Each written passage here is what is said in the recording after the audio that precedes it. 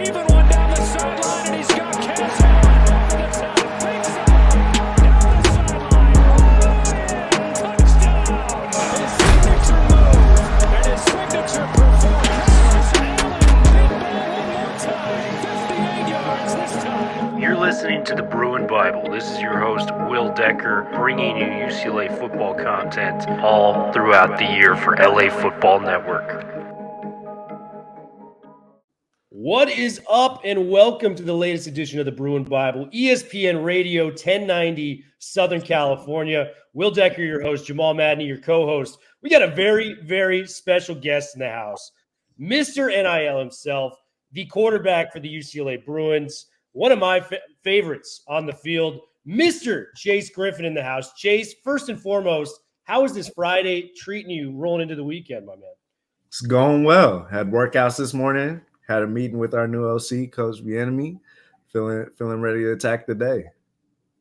We love it, man. And we have so many questions for you. You were always on the short list of people we wanted to have on because Jamal is very much an academic, and we also talk about sports, and you really kind of knocked those two out at just such a high level. But the first question I got for you, man, as somebody coming in from the outside looking in, NIL is doing a lot of things right. I'm very excited about the, paying players in college football. We look back at different circumstances, whether it was the Reggie Bush situation at USC, even your buddy back in the day, Johnny Manziel, and what he brought to Texas A&M and all things like that. But, man, I was wondering if you could tell me, from your perspective, you are two-time NIL Male Athlete of the Year. What is the NIL situation doing right now, and where do they have to go in terms of catching up to where it can be a situation where it's beneficial for all involved? Well, I think on the grand scale, it already has accomplished your latter point, where it has the opportunity of being beneficial to everyone who partakes. I think it puts us on the same level as other students on campus who've been able to monetize their name, image, likeness, and ability to work and create value forever. And I think it's important to remember that NIL is not pay for play. Athletes are still not compensated a salary. I'd say even the majority of college players at Power 5 schools still have not, made the amount of money that is reported in the media by certain deals. When it comes to some of the deals that go wrong or some of the deals that have been highly touted in the media, a lot of the time they're bad actors that have been magnified to a point where people think the entire landscape looks like that. When you look at the 488,000 or so college athletes in the NCAA, the majority of them have not made any money off of NIL.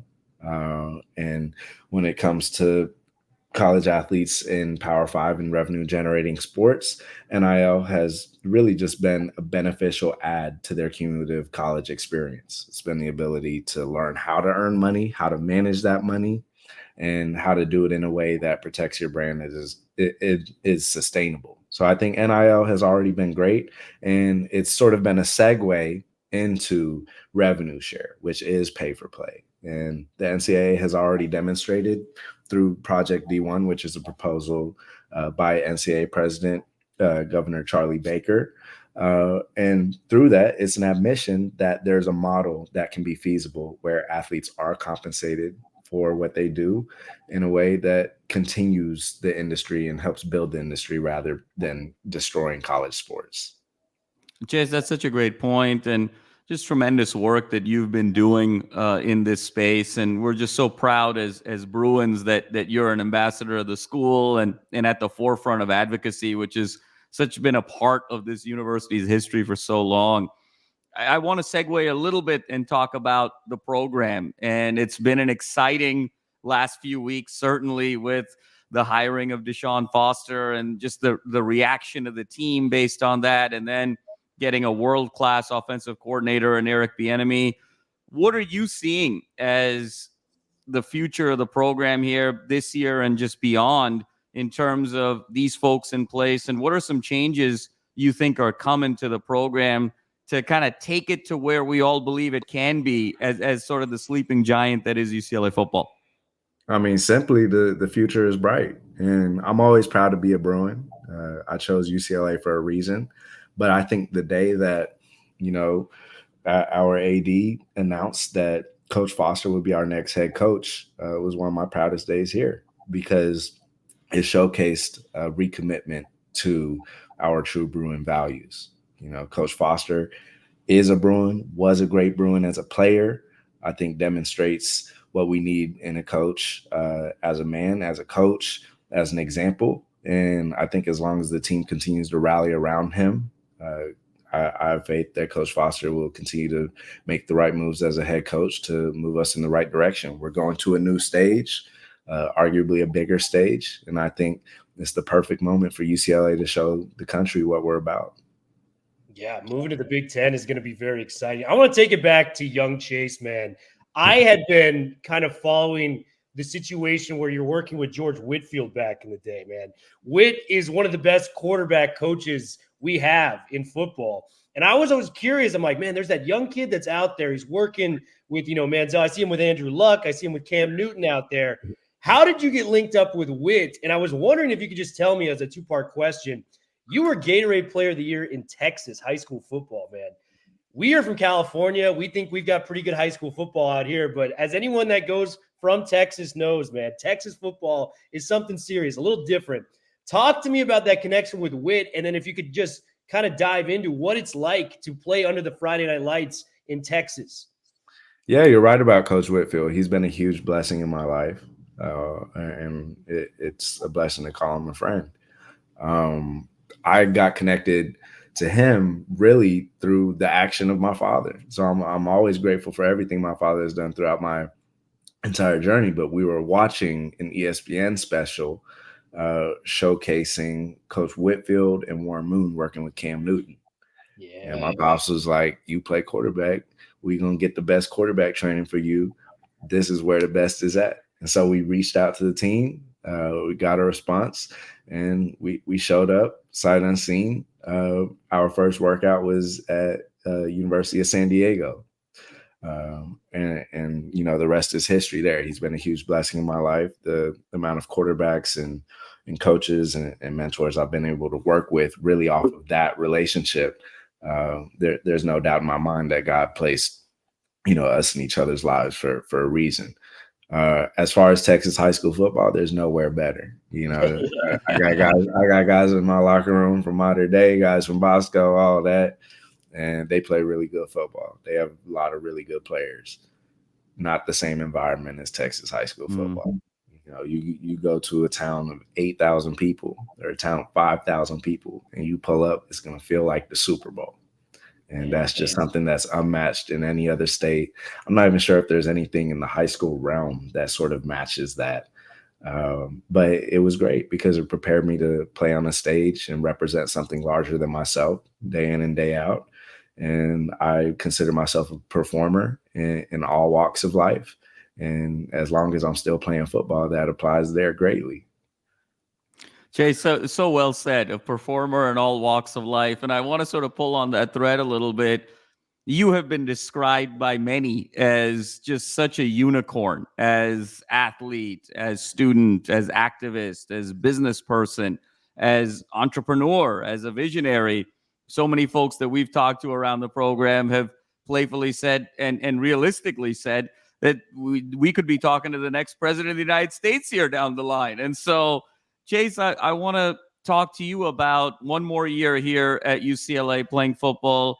What does the future hold for you? Where do you see yourself in a few years, 5 years, 10 years? And how has perhaps UCLA prepared you on that enormous journey? Yeah, I mean, part of this question just really goes to my faith.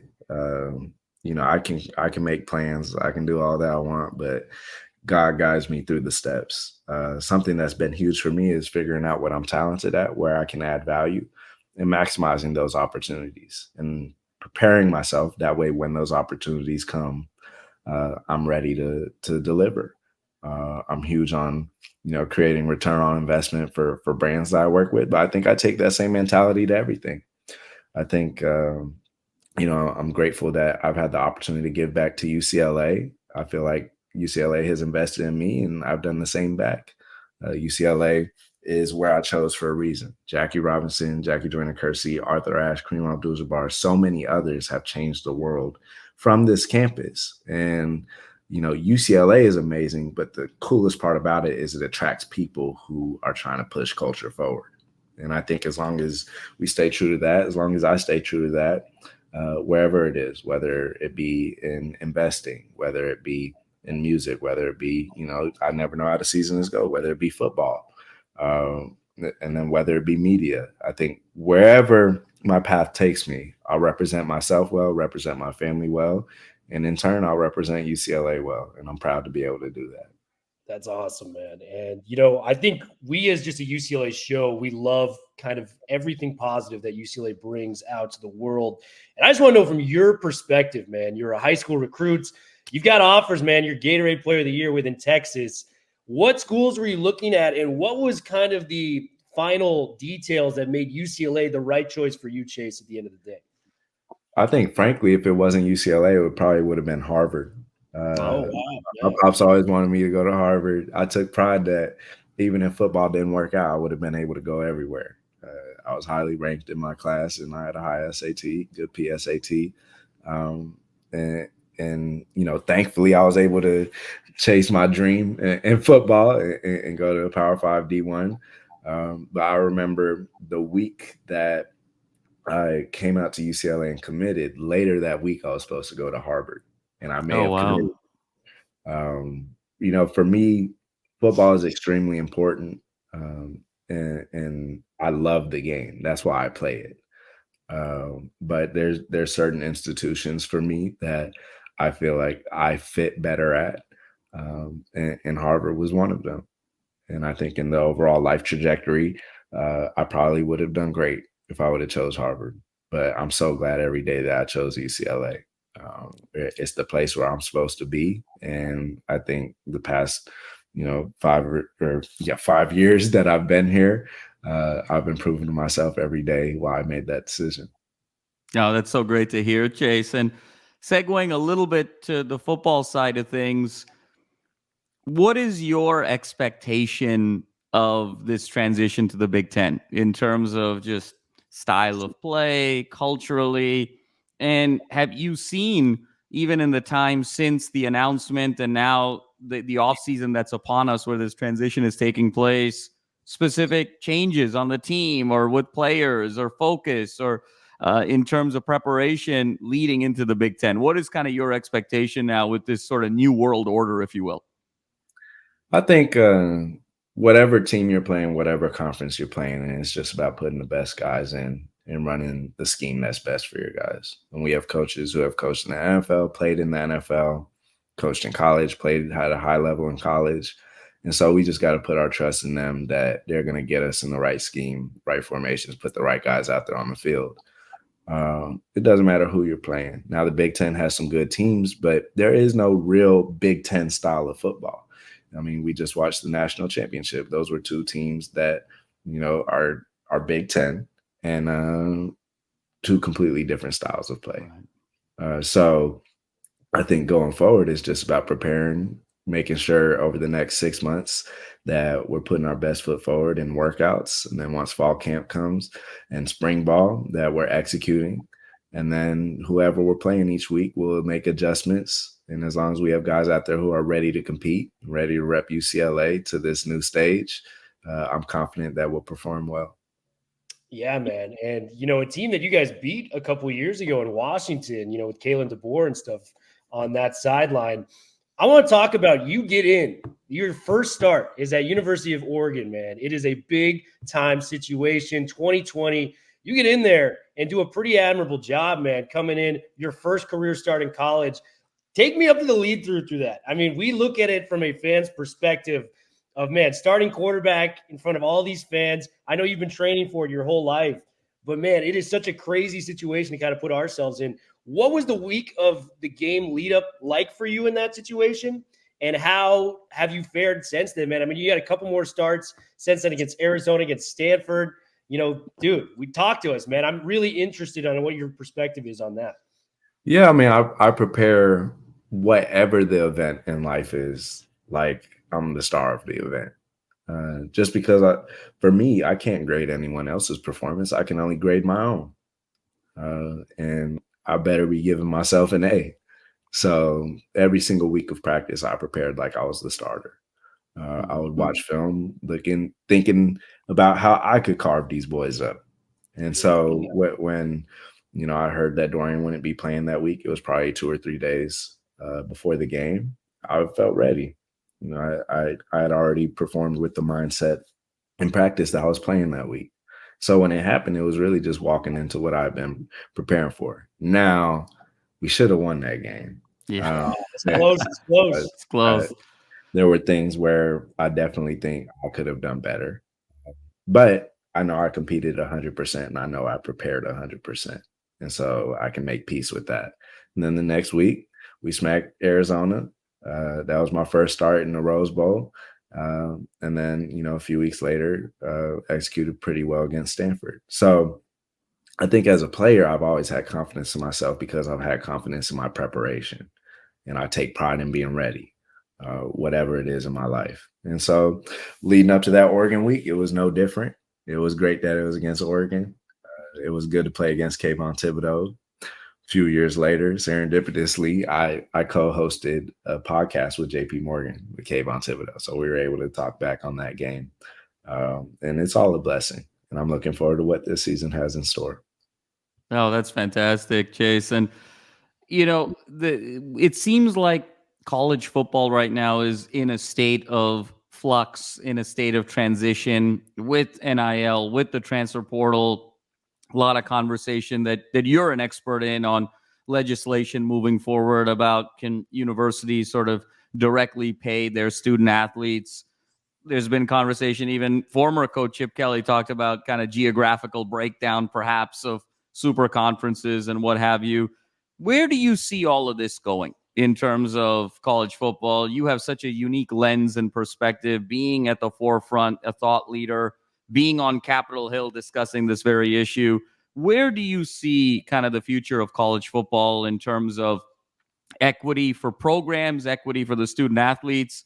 And then where should it be going if it's not going where it should be going? I think Project D1, the proposal that the NCAA released, is a good starting point. It showcased that Title IX can be reconciled with revenue share. In fact, revenue share might even create a refocus in Title IX in raising money for Olympic sports, and that it's feasible and players should be paid. The NCAA operates as an anomaly in its market. In the industry of leagues that generate billions of dollars, the NCAA is the only one that doesn't compensate its talent directly. Even in entertainment, there were multiple strikes arguing for equity because that is what's right in this American economy. If you create value and you do work, you deserve to be paid for it. That is part of what the American dream rests itself on. And so I think you'll see a legitimization of college athletics in a way that brings in new stakeholders, that empowers college athletes and increases their equity in the space. And because of that, college athletes are the largest group in the NCAA model. And now the largest group is finally a stakeholder. And we'll truly be advocates for athletes, but we'll also be advocates for the industry as a whole. And anytime you create new legislation that legitimizes an industry, it enables it to grow rather than, falling short of its maximum output. Well, Chase, I just want to say for both Madman and I how much we enjoyed having you on, man. This was a blast. Chase Griffin, you're going to be doing bright things on and off the field. I'm looking forward to the presidential run. Just remember us little people when you get there, buddy. Thank you so much, man, for coming on the show and being a part of the Bruin community, man. Well, Jamal, thank you so much for having me. Go Bruins. Go Bruins, man.